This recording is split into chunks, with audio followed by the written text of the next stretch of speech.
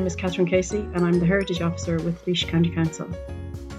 Something that lots of people might like to do is to take action to protect the biodiversity of their area. And one thing that anybody can take action on really is to enhance the biodiversity in their own garden. A booklet was produced recently by all the Heritage Officers by author Juanita Brown called Gardening for Biodiversity, and it contains great projects for little ideas that you might do no matter what size of garden you have, whether it be a massive lawn or a tiny window box. There's lots that you can do for biodiversity, whether it's planting a window box with herbs for pollinators or delaying the mowing of your grass to allow flowers to seed and pollinators to come into the area, planting native trees or providing water for your wildlife.